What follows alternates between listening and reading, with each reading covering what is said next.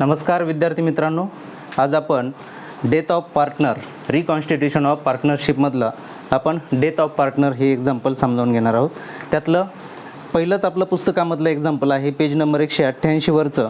रेखा, मेनका आणि मुक्ता हे 3 भागीदार आहे आणि या 3 भागीदारांचं उदाहरण आपण आता अभ्यासणार आहोत.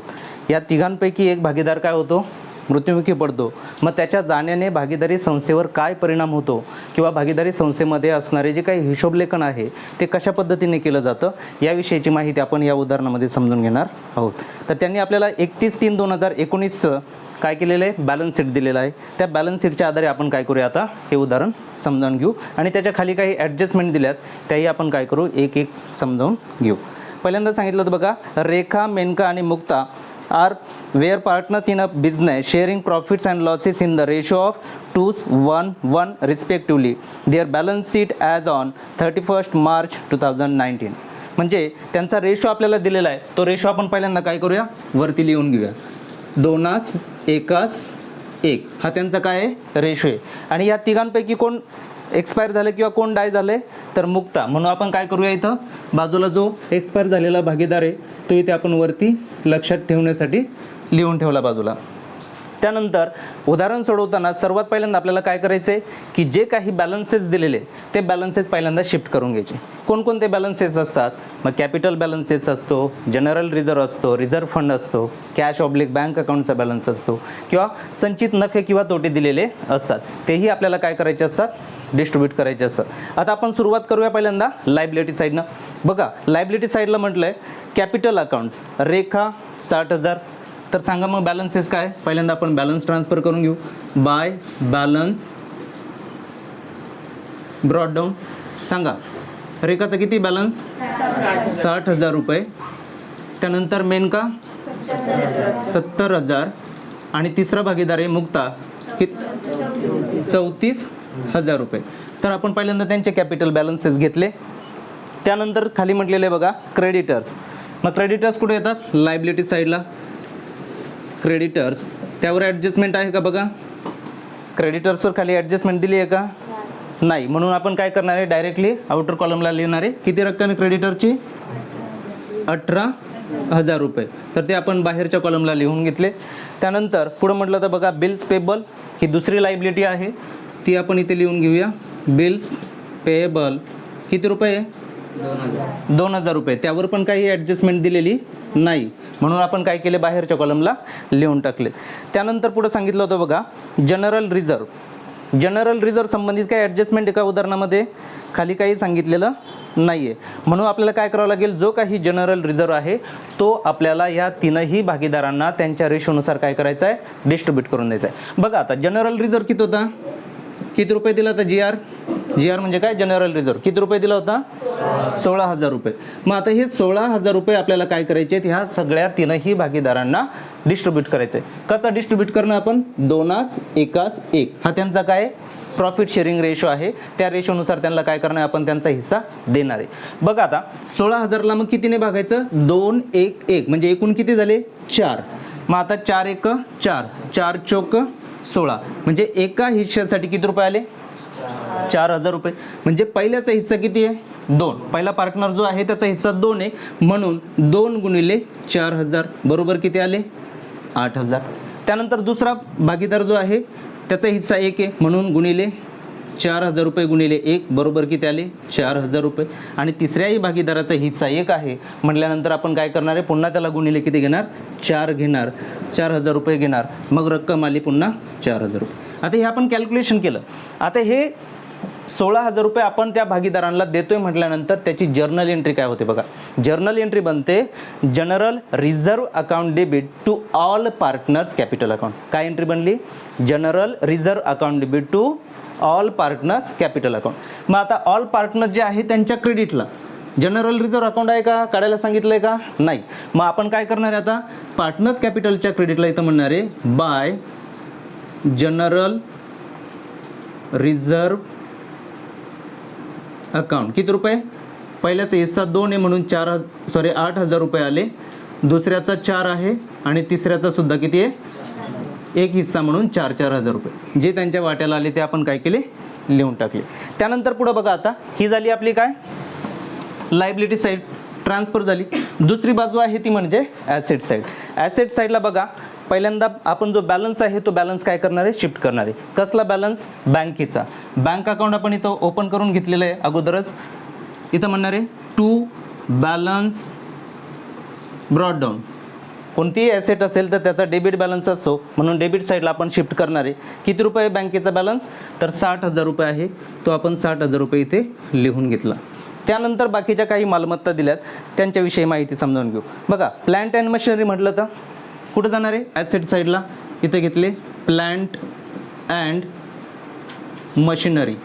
किती रुपये दिली ती किंमत, 60,000 रुपये, आणि त्यावर ॲडजस्टमेंट पण आहे, बरोबर.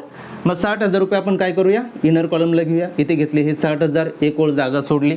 त्यानंतर पुढं म्हटलं तर दुसरी मालमत्ता काय होती, डेटर्स. डेटर्स पण आपण इथं लिहून घेऊया. डेटर्स, त्यावर पण ॲडजस्टमेंट आहे. किती रक्कम दिली त्याची, 50,000, म्हणून हे इनर कॉलमला पण घेतले 50,000. डेटर्सवर ॲडजस्टमेंट आहे, म्हणून एक ओळ जागा सोडली. नेक्स्ट होती तिसरी ॲसेट, फर्निचर. किती रुपये सांगितलं तर फर्निचरची किंमत 30,000 रुपये. तर तेही त्यावर ॲडजस्टमेंट आहे का, काही फर्निचरवर काही ॲडजस्टमेंट आहे का, किमतीमध्ये काही बदल झाला आहे म्हणून सांगितलं आहे का उदाहरणामध्ये, असं काही सांगितलेलं नाही. म्हणजे आउटर कॉलमला जाणार रक्कम किती होते, 30,000 रुपये. तर तेही 30,000 रुपये आपण काय केले, लिहून घेतले. त्यानंतर आता हे आपण काय केलं की जेवढे बॅलन्सेस दिलेले होते, जे अकाउंट्स आपल्याला ट्रान्सफर करायचे होते ॲसेट साईडला, लायबिलिटी साईडला, किंवा ओपनिंग बॅलन्सेस होते, ते आपण शिफ्ट करून घेतलेले आहे. आता ह्या भागीदारी संस्थेनं आपल्याला काही माहिती सांगितली, ती माहिती पहिल्यांदा समजावून घेऊ. त्यांनी सांगितलं की मुक्ता डायड ऑन 1 जुलै 2019. आता ही जी काही मुक्ता आहे ती एक्सपायर झाली. बघा, एक्सपायर झालेल्या भागीदाराचं नाव आपण वरती लिहिलेलं आहे, बरोबर, कच्चं काम करण्यासाठी. 1 जुलै 2019ला ती काय झाली, एक्सपायर झाली. म्हणजे आपला व्यवसाय कधी सुरू होतोय, व्यवसाय सुरू कधी होतो, 1 एप्रिल 2019ला, आणि ती मृत्युमुखी पडली कधी आहे, 1 जुलै 2019ला. म्हणजे बघा, 1/4/2019 पासून 1 जुलै म्हणजे 7वा महिना, बरोबर की नाही, 2019 या कालावधीमध्ये ती काय होती, व्यवसायामध्ये जिवंत होती, बरोबर की नाही, व्यवसायामध्ये होती. आता या तारखेला ती एक्सपायर झाली, म्हणजे व्यवसायात किती महिने ती काम करत होती, व्यवसायात कार्यरत होती, 4था महिना, 5वा महिना आणि 6वा. 7व्या महिन्याची पहिलीच दिनांक आहे, म्हणजे तो आपण काउंट करणार नाही. म्हणजे एकूण महिने झाले किती, 3 महिने. आपल्याला तिच्या वाट्याला येणारा, त्या भागीदाराच्या वाट्याला येणारा प्रॉफिट किंवा लॉस शोधण्यासाठी हा कालावधी उपयोगाचा आहे. म्हणून आपण काय करूया, हे काढलेलं कॅल्क्युलेशन इथं 3 महिने वरती लिहून ठेवू, 3 मंथ्स, बरोबर. जेव्हा आपल्याला प्रॉफिट किंवा लॉस फाइंड आउट करायचा आहे, त्यावेळेस आपल्याला हे 3 महिने काय होणार आहे, उपयोगी येणार आहे. चला आता पुढे जाऊया. पहिली ॲडजस्टमेंट काय सांगितलं, तर पहिल्या ॲडजस्टमेंटमध्ये plant and machinery was to be revalued ₹70,000. Plant and मशिनरीची किंमत आता 70,000 सांगण्यात आली. अगोदर किती होती मालमत्ता, 60,000ची, आता किती झाली, 70. म्हणजे वाढली का कमी झाली संपत्ती, वाढली. म्हणून आपण इथं म्हणणार आहे ॲड ॲप्रिसिएटेड. आता 70 झाले, म्हणजे 60 मध्ये किती मिळवावे लागतील, 10,000. तेव्हा बाहेर किती येणार आहे, 70,000 येणार. जेव्हा संपत्ती काय होते, वाढते, त्यावेळेस आपण पाठीमागे शिकलोय, जेव्हा मालमत्ता वाढत असेल तर ती कुठं लिहितो आपण, प्रॉफिट अँड लॉस ॲडजस्टमेंट अकाउंटच्या डेबिट साईडला लिहितो का क्रेडिटला लिहितो, क्रेडिट साईडला लिहितो. उत्पन्न आहे, फायदा आहे, नफा आहे, म्हणून कुठे घेणार, क्रेडिट साईडला. इथं म्हणा बाय प्लॅन्ट अँड मशिनरी किती रुपये, किती रुपयाने वाढली ती संपत्ती, 10,000. म्हणून इथं 10,000 रुपये आपण लिहिणार. जेवढी किंमत इथे आपण प्लस किंवा मायनस करतो, तीच आपल्याला काय करायची, इकडे प्रॉफिट अँड लॉस ॲडजस्टमेंट अकाउंटला घ्यायची, फक्त RDD सोडून, बरोबर की नाही. RDDच्या बाबतीत वेगळा नियम लागू होतो. चला आता पुढे, त्याच ॲडजस्टमेंटमध्ये सांगितलं RDD is to be created of ₹2,000. जे काही डेटर्स आहेत त्यातनं रिझर्व फॉर डाऊटफुल डेब्ट्स आपल्याला किती सांगितलेत, 2,000. म्हणून आता ह्याने सुद्धा काय होणार आहे, मालमत्ता कमी होणार आहे. लेस RDD reserve for doubtful debts how many thousand, ₹2,000. मग 50,000 मधून 2,000 गेले, शिल्लक किती राहिले, 48,000 रुपये. आता इथे संपत्ती काय झाली आपली, वाढली का कमी झाली, कमी झाली. किती रुपयाने कमी झाली, 2,000 रुपयाने संपत्ती काय झाली आपली, कमी झाली. मग संपत्ती कमी होणं आपण कुठं लिहितो, प्रॉफिट अँड लॉस ॲडजस्टमेंट अकाउंटच्या डेबिटला. का तर ते नुकसानीचा भाग आहे किंवा तोट्याचा भाग आहे म्हणून. मग इथे घ्यायचे टू RDD अकाउंट किती रुपयाने, तर 2,000 रुपयाने. तुम्ही असंही लिहू शकता टू RDD ऑन डेटर्स असं म्हटलं तरी चालेल, काय हरकत नाही. किती रुपये होते, 2,000, तर ते 2,000 रुपये आपण लिहिले. त्यानंतर पुढे म्हटलं तर बघा दुसरी ॲडजस्टमेंट होती, the drawings of Mukta up to the date of her death amounted to ₹10,000. आता या भागीदारी संस्थेमध्ये जी भागीदार एक्सपायर झाली त्या भागीदारी संस्थेतल्या या भागीदाराने व्यवसायात कार्यरत असताना किती रुपये उचलले, स्वतःच्या वैयक्तिक खर्चासाठी किती रुपये उचलले, 10,000 रुपये उचलले. मग ती जर 10,000 रुपये व्यवसायातनं काढून घेते म्हटल्यानंतर आपल्याकडे असणारा बँकेत किती बॅलन्स होता अगोदर, 60,000. आता ती 10,000 घेणार म्हटल्यानंतर आपल्याकडे बॅलन्स काय होणार, कमी होणार. म्हणजे कॅश आपल्याकडनं जाणार, बरोबर. आणि कुणाला भेटणार, कोण घेते पैसे, तर मुक्ता घेते, ती पैसे उचलते, बरोबर की नाही, ती ड्रॉविंग्स करते. म्हणून एंट्री काय बनेल, Mukta capital account debit to bank account. Entry काय बनेल, Mukta capital account debit to bank account. म्हणून मुक्ता कॅपिटल अकाउंटच्या डेबिटला इथं म्हणायचे टू ड्रॉविंग्स किती रुपये, मुक्ताच्या कॉलममध्ये किती घेणार, 10,000 रुपये, बरोबर. आणि आपल्या बँकेतनं पैसे वजा होतील, कमी होतील, कारण की तिला आपण 10,000 रुपये दिलेत किंवा तिने व्यवसायातनं काढून घेतले. म्हणून इथं म्हणणार आहे कोणी पैसे काढले, त्या भागीदाराचं नाव आपल्याला रेकॉर्ड करायचं आहे. कोण आहे तो भागीदार, तर मुक्ता. म्हणून इथं म्हणणार आहे बाय मुक्ता कॅपिटल अकाउंट. रक्कम किती होती, 10,000, तर हे 10,000 रुपये आपण लिहिले. म्हणजे एक इफेक्ट आपला क्रेडिट साईडला झाला आणि दुसरा पार्टनरच्या डेबिट साईडला झाला. इथपर्यंत समज सगळ्यांना. त्यानंतर जाऊया पुढे तिसऱ्या ॲडजस्टमेंटमध्ये. तिसरी ॲडजस्टमेंट म्हटलं आहे चार्ज इंटरेस्ट ऑन ड्रॉविंग्स ₹1,000. जी काही ड्रॉविंग्स मुक्ताने केली, उचलली होती 10,000 रुपये, त्यावर व्याज किती आकारलं भागीदारी संस्थेनं, किती रुपये घ्यायचं ठरवलं, 1,000 रुपये घ्यायचे ठरवले. मग आता हे 1,000 रुपये कुणाला द्यावे लागणार, मुक्ताला आपल्याला द्यावे लागणार. आणि 1,000 रुपये जे काही देते आहे, 1,000 आपण जो काही इंटरेस्ट आपण चार्ज करतोय ड्रॉइंगवरचा, तर तो आपल्याला कुठं लिहावं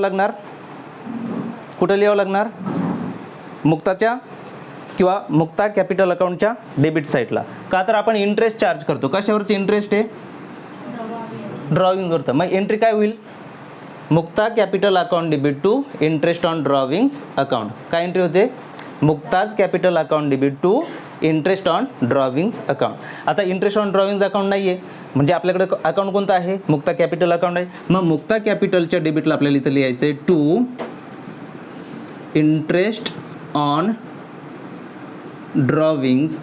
किती रुपये सांगितले होते, 1,000 रुपये. म्हणून मुक्ताच्या कॉलममध्ये आपण 1,000 रुपये लिहिले. त्यानंतर जाऊया तिसऱ्या ॲडजस्टमेंटमध्ये. काय म्हटलं तर बघा तिसऱ्या ॲडजस्टमेंटमध्ये, तिसरी झाली, आता नंबर आहे 4. काय म्हटलं बघा, her share of goodwill should be calculated at 3 years purchases of the profit for the last 4 years which were first year 1,50,000, second year 1,30,000, third year 70,000 and fourth year 50,000. म्हणजे इथं आपल्याला काय करायला सांगितलं आहे, गुडविल कॅल्क्युलेट करायला सांगितलं आहे, बरोबर. तर आपण काय करूया, गुडविल कॅल्क्युलेट करूया. इथे आपण घेऊया वर्किंग नोट. म्हणजे पहिल्यांदा आता ही गुडविल काढताना आपल्याला कोणती पद्धतीने गुडविल काढायला सांगितलं आहे. जर या उदाहरणामध्ये तुम्हाला नॉर्मल रेट ऑफ रिटर्न हा शब्द दिला असता तर गुडविल कॅल्क्युलेट करण्याची ही दुसरी पद्धत असती. तो शब्द दिलेला नाही किंवा ती गोष्ट माहिती दिलेली नाही आहे. याचा अर्थ हे जे काही उदाहरण आहे हे गुडविलच्या पहिल्या पद्धतीवर अवलंबून आहे. मग गुडविलची पहिली पद्धत काय सांगते, त्यातले पहिल्या स्टेजेस काय आहे त्या समजून घेऊ. काय पहिली स्टेज, गुडविल काढताना पहिली स्टेज काय आपण वापरतो, कॅल्क्युलेशन ऑफ टोटल प्रॉफिट. पहिल्यांदा काय करतो आपण, टोटल प्रॉफिट काढतो, बरोबर. मग टोटल प्रॉफिटचं सूत्र काय, मग त्यासाठी सूत्र वापरावं लागतं. काय सूत्र, total profit is equal to काय म्हणणार आहे, प्रॉफिट मायनस लॉस, बरोबर. हे सूत्र आहे. मग आता आपल्याला 4 वर्षांचे काय दिले, प्रॉफिट दिले. म्हणजे इथे लॉस काही दिलेला नाही. जे काही आहे ते काय आहे, सगळे प्रॉफिटच आहे. मग किती आहे प्रॉफिट सांगा. पहिल्या वर्षी किती प्रॉफिट होता. पहिलं वर्ष किती 1,50,000. दुसऱ्या वर्षी 1,30,000 रुपये.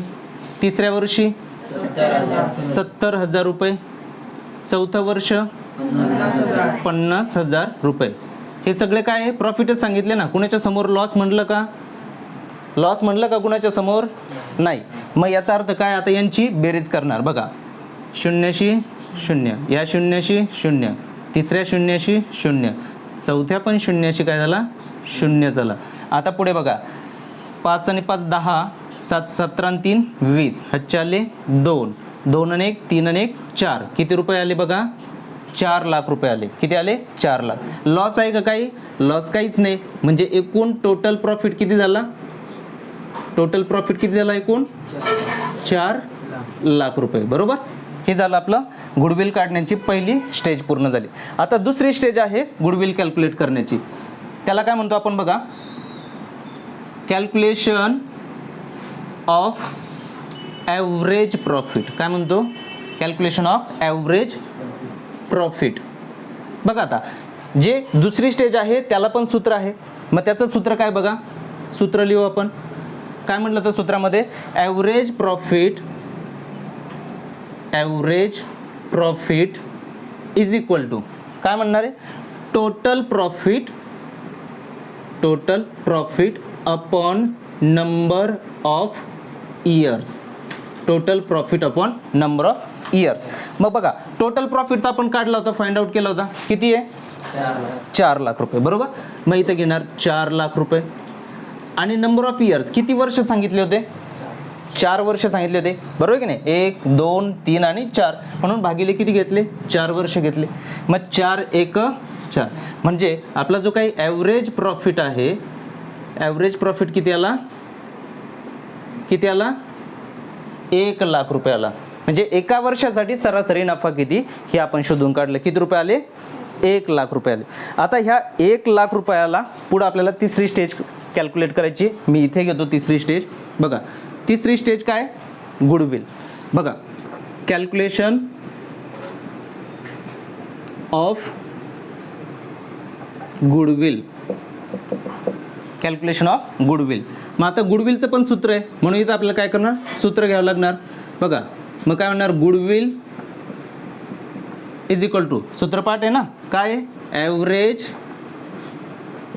प्रॉफिट इंटू काय म्हणणार आहे नंबर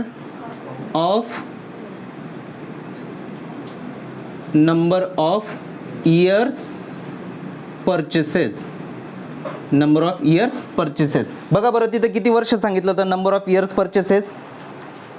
ॲडजस्टमेंटमध्ये सांगितलं ना बघा her share of goodwill should be calculated at 3 years purchases of the profit. म्हटलं ना किती वर्ष 3 वर्ष.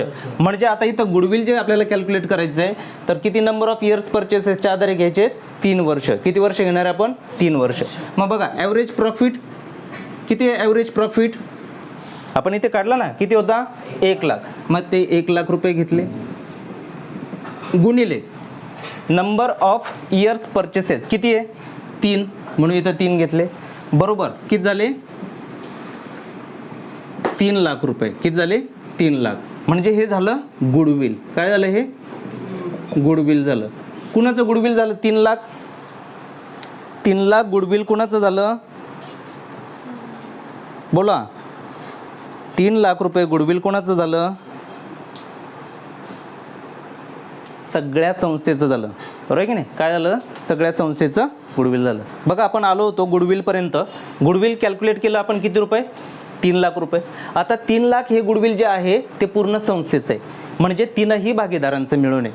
आपल्याला फक्त विचारात घ्यायचं आहे जो भागीदार काय झाला मृत्युमुखी पडला. मग 3 लाखापैकी जो व्यक्ती आता व्यवसायातून मृत्युमुखी पडला व्यवसायातून बाहेर जातोय म्हटल्यानंतर त्या व्यक्तीच्या नावे येणारं गुडविलचा हिस्सा आपल्याला कॅल्क्युलेट करते. म्हणून चौथी स्टेज आपल्याला इथे वापरावी लागणार आहे. बरोबर. कुणाचा हिस्सा मुक्ताज शेअर इन गुडविल. कारण की ती एक्सपायर झाली ना. मग तिचं इथं काय म्हणणार आहे मुक्ताज शेअर इन गुडविल गुडविलमध्ये असणारा मुक्ताचा हिस्सा किती आहे तो. मग एकूण गुडविल होतं किती 3 लाख रुपये गुणिले मुक्ताचा हिस्सा किती आहे 1, किती पैकी 4 पैकी, म्हणजे 1/4. मग 3 लाख गुणिले 1 बरोबर किती आले 3 लाखच आले बरोबर, आणि भागिले काय केले 4 केले. मग आता 4ने आपल्याला भाग द्यायचं, 4 7 28 शिल्लक राहिले 2, 4 5 20 वर घेतलेले 0 बरोबर उत्तर आलं किती 75,000.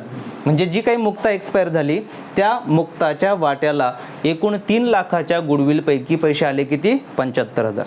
म्हणजे आपल्याला फक्त विचारात घ्यायचंय जो भागीदार एक्सपायर झालाय, जो डाय झालाय, जो मृत्युमुखी पडला त्याचाच हिस्सा इथं कॅल्क्युलेट करायचा आहे. सांगितलं का इतरांचा पण करा, नाही सांगितलं. म्हणजे आपण फक्त काय करणार आहे हर शेअर ऑफ गुडविल, फक्त कुणाचं म्हटलंय ॲडजस्टमेंट नीट वाचत चालायची, काय हर शेअर ऑफ गुडविल म्हटलं ना, म्हणजे फक्त मुक्ताचा शेअर. मग मुक्ताच्या वाट्याला आता किती रुपये आले 75,000. आता हे गुडविल काय करायचंय मुक्ताला द्यायचंय. मग एंट्री काय होईल, एंट्री काय होईल goodwill account debit to Mukta's capital account. मग आता गुडविल अकाउंटच्या बघा, आता इथे गुडविल अकाउंट मी काढलेलं आहे बघा. आता काय होऊन एंट्री काय झाली goodwill account debit to Mukta capital account. मग गुडविल अकाउंटच्या डेबिटला, गुडविल अकाउंटच्या डेबिटला आपल्याला म्हणायचं आहे मुक्ता कॅपिटल अकाउंट किती रुपये, तर आत्ताच आपण कॅल्क्युलेट करून काढलं होतं किती रुपये होते 75,000 रुपये. ठीक आहे, हा झाला पहिला इफेक्ट. दुसरा इफेक्ट मुक्ता कॅपिटल अकाउंटच्या क्रेडिटला आपल्याला म्हणायचं येतं काय बाय गुडविल अकाउंट. कुणाच्या कॉलममध्ये फक्त मुक्ताच्या कॉलममध्ये 75,000 रुपये. आता गुडविल संबंधित आणखी पुढे काहीही माहिती दिली नाही म्हणून आपण काय करणार लगेचच हे जे आपल्या समोर असणारं गुडविल अकाउंट आहे ते काय करूया क्लोज करून टाकूया. बघा डेबिटला किती होते 75,000, क्रेडिटला पण किती यायला पाहिजे 75, किती कमी पडले त्याला आपण नाव देणार आहे काय बाय बॅलन्स कॅरी डाऊन. आता गुडविल ही काय ॲसेट आहे, ट्रान्सफर होऊन कुठे जाणार, आता तो बॅलन्स कुठे जाईल ॲसेट साईड, म्हणून इथे ॲसेटला घ्यायचं आहे गुडविल किती रुपये तर 75,000, किती रुपये 75,000 रुपये. अशी ही चौथी ॲडजस्टमेंट पण आपण काय केली कंप्लीट केली. आता आतापर्यंत आपण 4 ॲडजस्टमेंट समजावून घेतलेले आहेत. आता आपण 5वी ॲडजस्टमेंट समजावून घेणार आहोत. बघा आता काय सांगितलं होतं 5व्या ॲडजस्टमेंटमध्ये द डिकेज partner share of profit up to the date of death to be calculated on the basis of average profit of last 2 years. म्हणजे जो काही डिकेज पार्टनर आहे मृत्युमुखी पडलेला जो भागीदार आहे त्याला चालू वर्षाच्या नफ्यातला किंवा तोट्यातला हिस्सा आपल्याला काय करायचा आहे द्यायचा आहे. मग चालू वर्षी किती नफा झाला किंवा किती तोटा झाला हे आपल्याला काय करायचं आहे फाइंड आउट करायचं आहे. मग ते शोधण्यासाठी आपल्याला पाठीमागच्या 2 वर्षांचं ॲव्हरेज सांगितलं. मग आता तो कसं कॅल्क्युलेशन करायचं बघा, इथे सांगितलं होतं 3रं वर्ष आणि 4थं वर्ष या 2 वर्षांचे जे काही प्रॉफिट दिलेले तर ते दिले होते बघा. 3ऱ्या वर्षाचा प्रॉफिट होता 70,000 रुपये, किती होता 70,000. त्यानंतर 4थ्या वर्षाचा प्रॉफिट होता 50,000 रुपये, किती होता 50. या दोघांची जर बेरीज केली 7 आणि 5 12 म्हणजे 1,20,000 रुपये झाले. किती रुपये झाले 1,20,000. आता हे जे काही 1,20,000 रुपये आहे हे 2 वर्षांचे मिळून आहे म्हणून आपल्याला काय करायचंय त्याचं ॲव्हरेज काढायचंय. काय करायचंय ॲव्हरेज घ्यायचंय. काय म्हटलं ॲव्हरेज. मग ॲव्हरेज कसं येणार 1,20,000 भागिले काय करावं लागणार आपल्याला 2 करावं लागेल. मग बे 1 बे आणि बे सखी 12 म्हणजे ॲव्हरेज आपला जो काही वर्षभरामध्ये होणारा अंदाजित किंवा आपण त्याला ॲझ्युम प्रॉफिट म्हणतो तो किती होऊ शकतो तर 60,000 रुपये वर्षाला होऊ शकतो.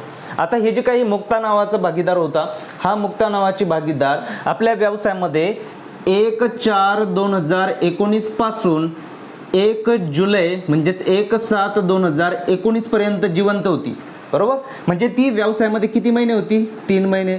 म्हणून आपल्याला या 60,000 प्रॉफिट पैकी आपल्याला फक्त किती महिने कालावधी घ्यायचा आहे 3 महिने कालावधी. मग 60,000 जर 12 महिन्यांसाठी आहे तर कॅल्क्युलेट करावं लागेल 6 महिन्यांसाठी किती येणार त्याच्या अर्धे करूया. रक्कम आली 30,000 रुपये बरोबर. आता आपल्याला पाहिजे किती 3 महिने म्हणून मग 3 महिन्यासाठी किती येणार तर 15,000 रुपये. 3 महिन्यासाठी किती आले 15,000 रुपये आले. आता आपल्याला त्याच्या पुढे जाऊन हे 15,000 रुपये हे काही एकट्या मुक्ताचे नाही किंवा एकट्या रेखाचे नाही किंवा मेनकाचे नाही. ह्या तिघीही भागीदारांचा हा 15,000 रुपये प्रॉफिट आहे पहिल्या 3 महिन्यांचा. तो आपल्याला काय करायचा आहे आता डिस्ट्रीब्यूट करायचा आहे. जो काही त्यांचा रेशो आहे, काय रेशो आहे त्यांचा 2:1:1, या रेशोनुसार आपल्याला त्यांना काय करायचं आहे त्यांचा रेशो द्यायचा आहे. काय कुणाला देणार, फक्त जो मृत्युमुखी पडलेला भागीदार आहे ज्याचं नाव मुक्त आहे त्या भागीदाराचा आपल्याला हिस्सा कॅल्क्युलेट करायचा आहे. मग 15,000 जर तिघांचा आहे तर 15,000 गुणिले मुक्ताचा शेअर किती 1 गुणिले 1/4, म्हणून 15,000 भागिले किती करावं लागणार आपल्याला 4. मग 4 न आपण भाग देऊया, 4 1 4, 4 2 8, 4 3 12. त्यानंतर शिल्लक राहिले किती 3, वरून घेतला 0, 30 झाले, 4 7 28, पुन्हा शिल्लक राहिले 2, हातचा घेतला 2 वर 0 दिला झाले 20, म्हणजे 4 5 20. बघा उत्तर आलं 3,750 रुपये. आता हे 3,750 रुपये आपल्याला कुणाला द्यायचे की जो मृत्युमुखी पडलेला भागीदार आहे, जो मुक्ता नावाचा भागीदार आहे, त्या मुक्ता नावाच्या भागीदाराला आपल्याला 3,750 रुपये द्यायचे.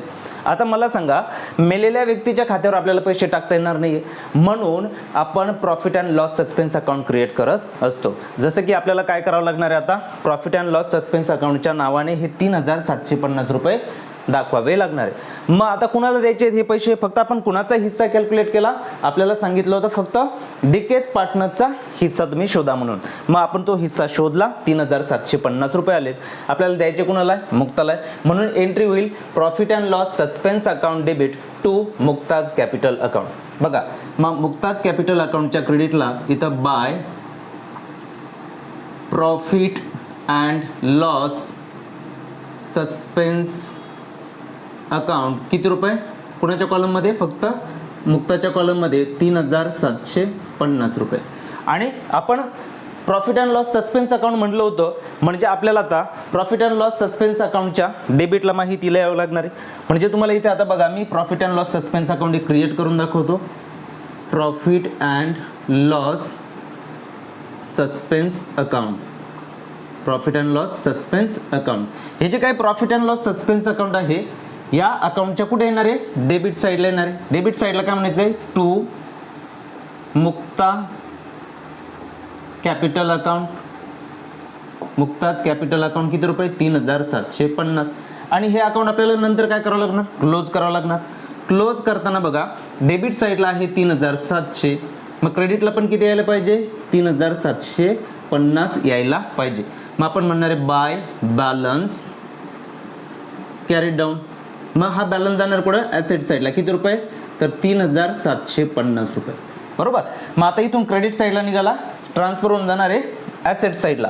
ॲसेट साईडला जाताना इथं आपल्याला म्हणायचं आहे काय profit and loss suspense account. काय म्हणणार आहे profit and loss suspense account. आता रक्कम किती आहे 3,750 रुपये. आता इथे इनरला का घेतली ही रक्कम, आपण इनरला का घेतली, कारण की जसं आपल्याला 3,750 रुपये मुक्ता नावाच्या भागीदाराला द्यायचे आहेत, बरोबर, तसंच त्या व्यक्तीकडनं इंटरेस्ट ऑन ड्रॉविंग्स आपल्याला घ्यायचे होते 1,000 रुपये, बरोबर. म्हणून आपण काय करू, हे 3,750 देताना त्यातनं काय करायचे आपल्याला हे इंटरेस्ट ऑन ड्रॉविंग्स काय करायचे लेस करायचे. लेस काय म्हणणार आहे इंटरेस्ट ऑन ड्रॉविंग्स किती रुपये होते तर 1,000 रुपये, ते आपण काय केले वजा केले, आउटरला आले 2,750 रुपये. आता आपल्याला जायचंय पुढे.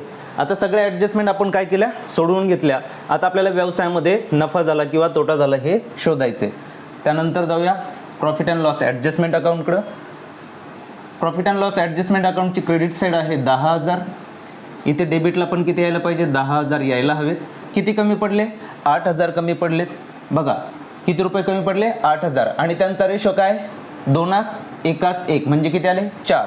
मग 4 1 4 आणि 4 2 8 म्हणजे एका हिश्श्यासाठी किती आले 2,000 रुपये. मग पहिल्याचा हिस्सा किती 2 बरोबर किती 4,000. त्यानंतर दुसऱ्याचा हिस्सा आहे 1 म्हणून 2,000 रुपये. आणि तिसऱ्याचा हिस्सा सुद्धा किती आहे 1 म्हणून किती येणार 2,000 रुपये. हा जो काही प्रॉफिट आहे प्रॉफिट अँड लॉस ॲडजस्टमेंट अकाउंटचा प्रॉफिट जो आहे तो आपल्याला काय करायचा आहे ट्रान्सफर करायचा आहे कुठं पार्टनर्स कॅपिटल अकाउंट. मग जर्नल एंट्री होते profit and loss adjustment account debit to partners capital account. बघा आता इथं लिहायचं कसं to profit transferred to partners capital account. काय नाव आहे त्यांचे? पहिल्या भागीदाराचं नाव होतं रेखा. रेखाच्या वाट्याला किती आले? 4,000 रुपये. त्यानंतर दुसरी होती मेनका, तिच्या वाट्याला आले 2,000 रुपये.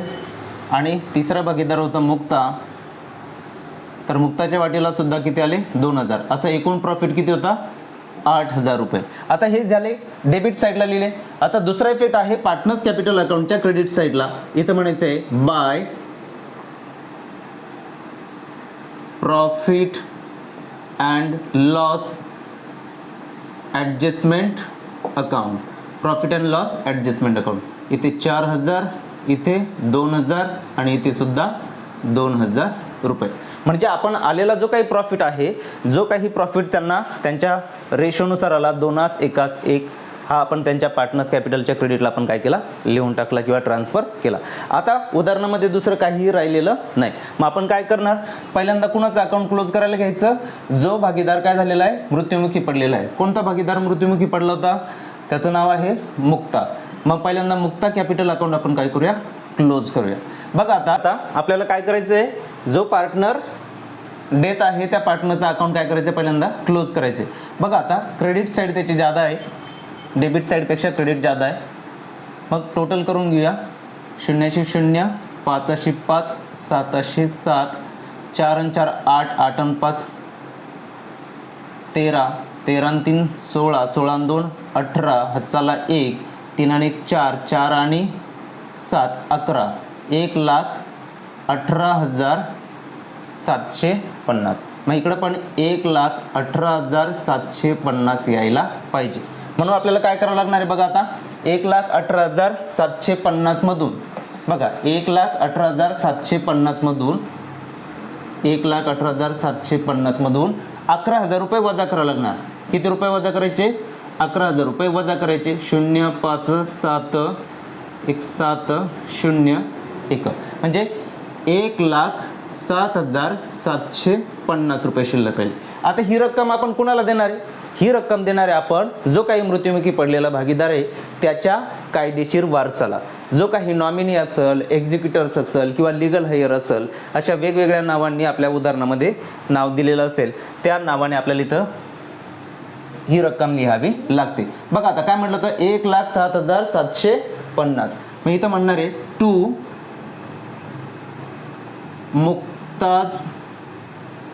मुक्ताज एक्झिक्युटर्स लोन अकाउंट. काय म्हणणार आहे? मुक्ताज एक्झिक्युटर लोन अकाउंट. किती रुपये? 1,07,750. मग इथं ते लोन कुठे येणार आहे? लोन आहे म्हणजे काय? लायबिलिटी साईडला जाणार. मग इथं म्हणणार आहे मुक्ताज एक्झिक्युटर लोन अकाउंट. किती रुपये? मुक्ताज एक्झिक्युटर लोन अकाउंट 1,07,750 रुपये. तर अशा पद्धतीने काय केलं आपण? जो काही मृत्युमुखी पडलेला भागीदार आहे त्याचं अकाउंट क्लोज केलं. आता शिल्लक राहिलेले दोन पार्टनर आहे त्यांचे अकाउंट क्लोज करून घेऊया. 70, 74 आणि 2 76. क्रेडिट साईड आहे 76,000 रुपये. इकडे पण किती यायला पाहिजे? 76,000 यायला पाहिजे. तेवढेच कमी पडले, आपण घेतले 76,000.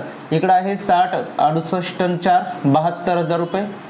क्रेडिट साईड 72 आहे, डेबिटला काहीच नाही आहे म्हणून इथं 72,000 म्हणूया. किती कमी पडले? तर 72,000च कमी पडले. त्याला नाव द्यायचे टू बॅलन्स कॅरी डाऊन. काय म्हणणार? To balance carry down. आता तो बॅलन्स कुठे येणार? कॅपिटलचा बॅलन्स हे कोणता आहे? कॅपिटलचा, म्हणून इथं नाव देऊया कॅपिटल अकाउंट. कोण कोण आहेत आता शिल्लक राहिलेले भागीदार? रेखाचं कॅपिटल आलं किती? 72,000 रुपये. त्यानंतर दुसरी भागीदार होती मेनका. तिच्या वाट्याचं कॅपिटल आलं आता 76,000 रुपये. त्यानंतर आता फक्त आपलं राहिलं ते बँक अकाउंट क्लोज करायचं. बँक अकाउंटच्या डेबिटला होते 60,000 रुपये. बघा इथे आपण हे 60,000 रुपये लिहू. क्रेडिट साईडला पण किती यायला पाहिजे? 60,000 यायला पाहिजे. त्यातनं 10,000 जे काही ड्रॉविंग्स मुक्ताने उचलले होते ते 10,000 रुपये गेले. म्हणजे आता बघा 60,000 मधून 10,000 गेले, शिल्लक राहिले किती? 50,000 रुपये. किती राहिले? 50. त्याला नाव देणार काय? By balance carry down. आता बँक अकाउंटचा बॅलन्स आहे तो ट्रान्सफर कुठे जाणार आहे? ॲसेट साईडला. इथं म्हणणार आहे आपण काय? बँक बॅलन्स रुपीज किती? तर 50,000 रुपये. आता बघा उदाहरणामध्ये जेवढी माहिती दिली होती तेवढी आपण शिफ्ट केली, सगळे ट्रान्सफर केले, सगळे ॲडजस्टमेंट सोडवल्या. आता फक्त आपलं काम राहिलेलं आहे ते म्हणजे काय की जे काही बॅलन्स शीट आहे ते बॅलन्स शीट काय करणं, टोटल करणं. तर हे बॅलन्स शीट तुम्ही सगळ्यांनी करून बघा. या बॅलन्स शीटची दोन्ही बाजूची टोटल येते बघा 2,75,750, 2,75,750 आणि 2,75,750. दोनही बाजू नेहमी सारख्याच येत असतात बॅलन्स शीटच्या, तर इथेही त्या समान येतात.